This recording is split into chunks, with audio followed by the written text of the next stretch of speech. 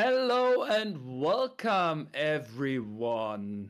My name is Andre Bernhard, and with me is Dana, Alex, and Niels Klatt, and all of us going to present you the next great game that we're showcasing today from the fantastic Indie Expo at devcom 2025. So, hello audience, great to have you there. Hello Niels, hello Dana, how are you all doing? Very good. Really good. Thanks. Thanks, fine, excited Yes. to play a game. Which game is it, Niels? It's Shellbound. So it's a Metroidvania or post-Metroidvania on a gigantic snail. So if you take away that from the whole stream, that's absolutely fine because that's kind of like the hook line of it. And we are currently looking not at the title screen or something, but the inventory screen, I guess, as Dana already jumped into it. Hold on. Because hold on, you we're jumping into it in any second. okay, yeah. We have actually an animated intro video. We could also play that in front of like the gameplay, but it takes 1 minute. So it's up to you if you want to watch it.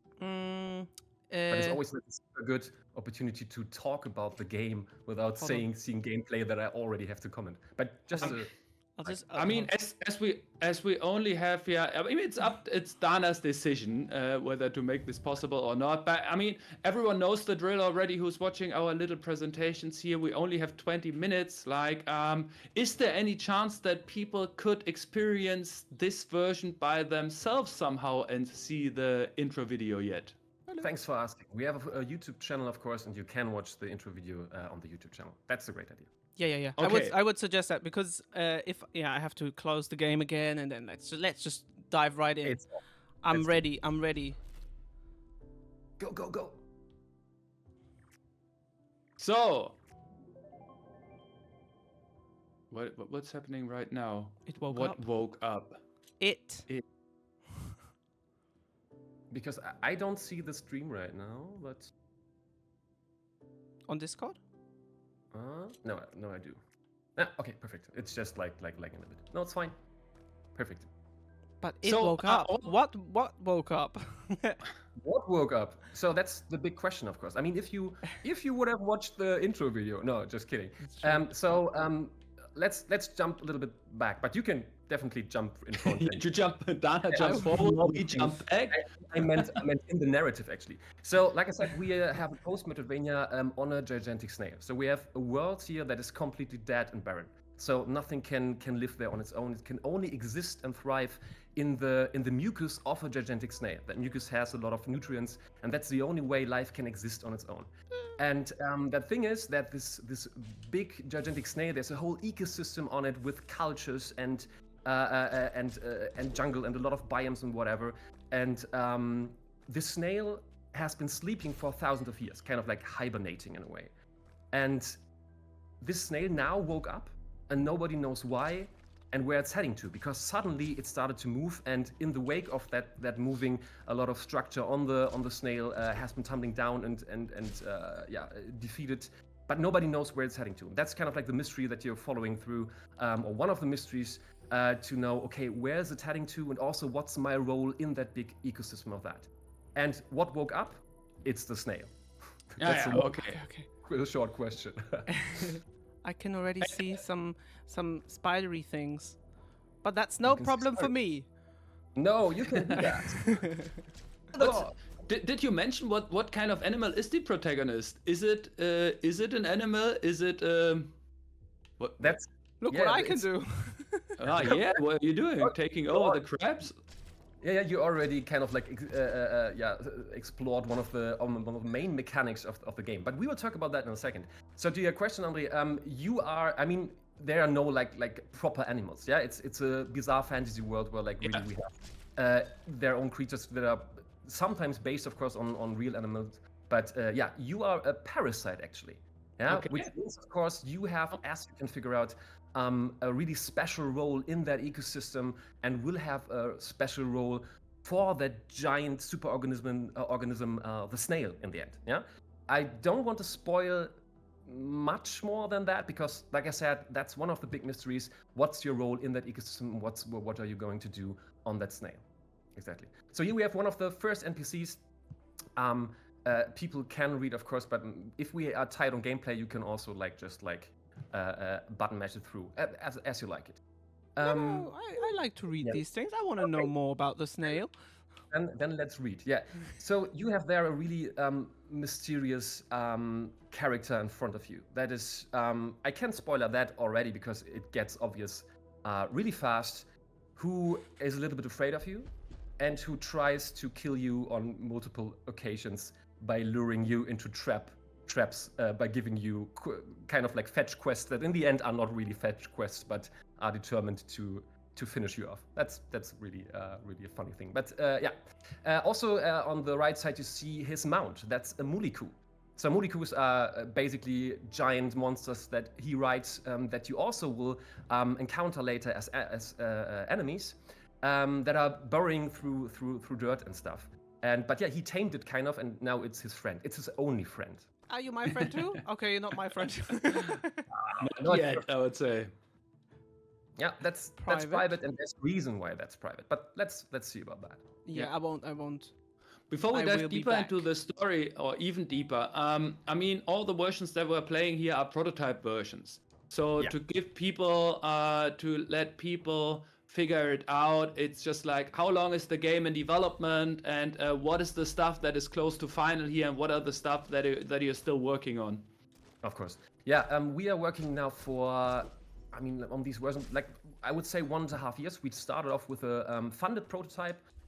Shout out to Filmmedienstiftung NRW at that point, who funded our prototype. And after that, we were working on that now. We call it an early gameplay demo. But yeah, a lot of stuff in there is definitely prototype-ish. There are some things that are more or less final, but a lot of stuff will change. What we saw just like a second ago, that's one of the main mechanics. And it is really, it's teased here, but it will in the end have like a great effect on the whole game. So what we can do as a parasite is we can go into living things and control them.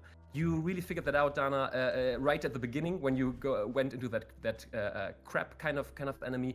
But you can go into them and then use their abilities to your advantage. Yeah. Which of course, especially for Metroidvania, means you have a lot of potential to intentional sequence break ability gating. So yeah, you know, Metroidvanias normally you have an ability that you need to go somewhere else. Yeah, a big giant gap, you can only cross it when having the double jump. But here there are ways to actually go into enemies and use them to do that stuff. Yeah, so we are really non-linear and have a really okay, that's what we're just seeing here. Exactly. Yeah, you can then just use that thing to just go on the ceiling. Little spoiler, you can also learn to go on the ceiling by yourself at some point. Yeah, but yeah, you can just use it here to go over that spike trap. We'll see another mechanic here in a second, but also want to come back to your question. So, like I said, a lot of mechanics are already teased here, but of course not to the full scope of how they will be in the game. But something that we will change is the art design here. The art design is super pretty, but we will also like crank it up a notch, and also like the main character design right now. We are really not that satisfied with that. This will change at some point, but right now we just have to work with the capacities we have, of course. And that's having demos and showcasing all the cool mechanics we have. Yeah. Well, I can say the guy looks cute, or if it's a guy so far, or the protagonist. What is the talking about capacity? What's the size of the team that is working on the titles so far? Yeah, we are 8 people right now. Based in Cologne.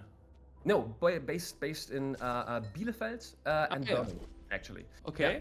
So 8 people. The thing is right now, I'm the only one right now working full time on the game and on the whole production part and really producing, like getting financed. All the other ones have proper jobs and are just working part time on the game, like all the free time they can spare. But we want to change that, of course. So when we are financed, and I say when and not if, we will all just really switch to that game and be a full-time game developer. That's what we are dreaming of since a lot of years now, actually, and really want to do, and that is going to happen. Just a quick hint, like what you did before. they also see like that this parasitizing mechanic is really like you can have it for secrets, for platforming, for even for combat. That you can use in a lot of different scenarios. For instance, there you have a mushroom that you can use as a kind of like trampoline, but it isn't as a place. So at some point you will have the possibility to go in there and just move it where you need it, and then really use it there as a trampoline. So kind of like really everything is interconnected, and you can do so much stuff with the biology that you're encountering in the game. Yes. Hold on. Back in a second. My controller just lost the connection to it. But you fixed it. Yeah, I'll fix it. Don't worry. Nice. The engine that you're using, is it Unity? Yes, it's Unity. How could it be different? No, we are using Unity. Of course, we were also shocked when the Unity executives did that really bad decision of how they want to monetize their product. But right now it's stable, and for us it would just mean, and for a lot of indies, and that was a real problem, to change engine mid-development. We have no means to do that at all. Yeah, because that would mean funneling all the capacities we have on that instead of making cool content. Yeah, and that's nothing we can do or we want to do right now. So it will be Unity for next projects. Let's see what we will do. Nice. Nice. The controller change also improved your jumping abilities. It looks like it did. More reactive now. Yeah, but what you saw there again, what we have here is like this kind of Ori thing that you can just or you can go through projectiles among others. Here you can really go through everything that's living, kind of, but also, like I said, a lot of these things you can then control. So that's kind of like the next step on top of that. But it's inspired from that Ori mechanic, of course. Here we have the ability system. Yeah, always like a new mechanic that I'm introducing here. Well, there are quite some of them in there, I guess. Yeah. We packed it so full. So the ability system is a little interesting because you have on the left upper screen you see that hub where you have these three kind of like container-like things. So the catch here is you can assign, when you're in safe pools, you can assign your abilities freely there, and they get, of course, charged by killing enemies, hitting them, parrying, whatever. Yeah, this is charging them up. But the catch is the left one is filled super fast. The middle one takes a little longer. The right one takes rather long. So what you're doing when you assign these abilities freely to these containers is deciding how aggressive will I play, how defensive, what is my strategy here, what are the abilities I really want to use super fast, which are the ones I just use now and then. So by having a really intuitive system, you really are doing like intuitive decisions here. So a lot of strategy involved in that, but also experimenting, of course, because we love to experiment. Seeing how different abilities work together. There will be also at some point I'm not sure if I'm allowed to say that or not, but I'm doing that anyway. At some point there will be a mechanic where you can actually fuse different abilities, meaning, for instance, this projector that we just saw with an explosion, and then it gets really, really weird because you can, you can't like properly overpower yourself, but you can really get strong with that one. But let's see how much people then will break the game, actually. I was just happy to see that little guy, and then I saw his doggies, and His doggies, as you see, are these caterpillars that you already like encountered all over the place. He will tell you why he has them. He's just like super animal friendly, and they are his pets now. But there's a catch, of course, because there's a mechanic we are going to see in a bit that has an impact on kind of like everything, on the whole world, on this character, on quite a bit. Because what we want to do here really is having an interconnected world where really like every decision that you do is impacting the whole world. We don't have a static world. We have a literally living world. Because it's a snake, it's really literally living. But also that ecosystem will change over the course of time by itself, but also directly impacted by your decisions. But I don't want to spoil too much right now. You will see at some point what happens with that guy. Sorry, Andre, if I'm talking all the time. You can also. Oh no, that's totally fine. I'm just curious. You're mentioning that there's quite a lot of stuff that is going to make it into the game and a lot of gameplay features that you're also working on. So what's your plan regarding the development schedule? I mean, do you have a release date in mind, and how much more time do you need to spend on working on the title to finish it? So we want to release it. Honestly, we want to start at the beginning of this year, Yeah. but we couldn't. So our plan right now is to begin in Q4, so at the end of this year or beginning of next year. Then production start should be kicked off, and we were working then 24 months on that. So release will be Q4 2027, hopefully. Okay. But right now we just have to get the finance done. Oh, by the way, no. I'm not referring to your thing. So what we have right now is actually we have 2 production fundings and equity. So we are 60% funded already. Yeah. We need right now is really a publisher. We are also open for co-publishing scenarios, but preferably a publisher who will spend the rest plus all the classics that the publisher does. Yeah. So marketing, QA, localization, and porting, of course. We talked briefly about your socials already, where people can follow along, and if they're interested in the development of the is that first boss fight here, or it's a small arena, but that arena has a purpose we are going to talk about. But socials. The socials, if people like what they are seeing right now and want to follow along what you're doing, what's the best social channel or social media platform where they can tag along to see the development? Yeah, if you really want to interconnect with us, just of course go to to Discord. We are on all social media channels. You can find us by Fake Lobster super easily. But of course, I have to mention that please wishlist us on Steam, because that's in the end that's the hard current that is going to determine are we going to be able to produce that game or maybe not. Yeah, because honestly, wishlists are everything right now. So make sure the team is Fake Lobster, the game is Shellbound and Mucus Tale. Look it out on Steam and on all other social media channels that you are loving and liking. And is there any chance that people could playtest the demo?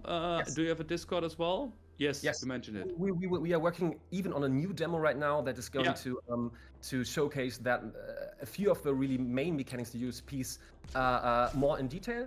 But this demo that you're playing right now, we are going to release on Steam at some point. I can't tell right now when, because we are still implementing a proper main menu and stuff like that. This has to go in there, but just stay tuned, because it will happen.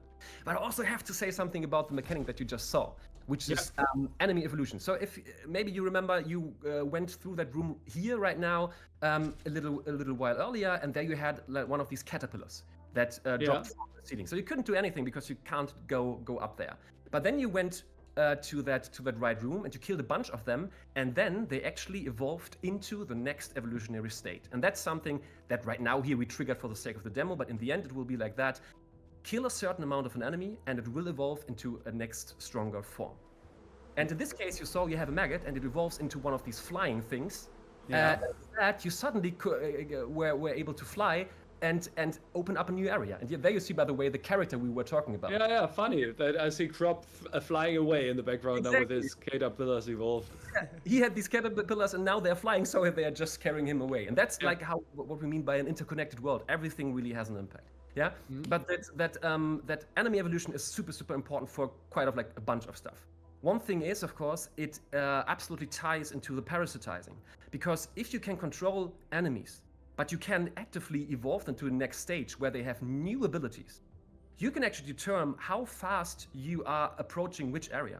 Again, you don't have the double jump, but you need it there. Maybe there's a maggot around. Evolve the enemy, go into the flying thing, and you can actually fly up there and have, like I said, intentional sequence breaking. And this will go all over the world. So if you one time evolve it, on the whole world, it will be evolved to the next stage, which is of course also super important for Metroidvanias, because honestly, backtracking, some love it, some hate it, but it's really getting repetitive with all the Metroidvania types right now.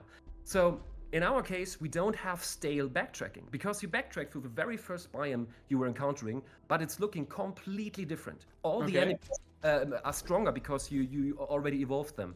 The biome itself evolved into a different stage, so backtracking in our case is no real backtracking because the biomes are changing. Nothing is static. The difficulty changes, the appearance changes, also the functions you have, the areas you can reach. It's all changing through your actions. I have the feeling there's way more to discover within this game and also in future versions of it. But the sad thing is, like, this is how short 20 minutes could feel because we already need to come to an end. But it's maybe yeah, sorry. Dana, no more backtracking for you. Everyone watching, as we mentioned before, check out Fake Lobster and Shellbound. Yeah. And any last words from your side, Niels? Yes, thank you so much for that stream. Super excited to do that. Also, that we are now just in the first biome. There are 2 more biomes you can see in that demo. So everyone who wants to play the demo at some point, it's a great teaser for that. Thank you so much to our team, of course. The best people you can have, and yeah, thank you for the possibility again. And please wishlist our game so we can do that. Thanks a lot, Niels, for being with us. Thanks, Dana, for playing. Thanks, everyone, for watching. And stay with us until we are going live again or showing you the next video. That was Shellbound, and until soon. Crazy waving. Bye-bye. Bye-bye. Bye-bye.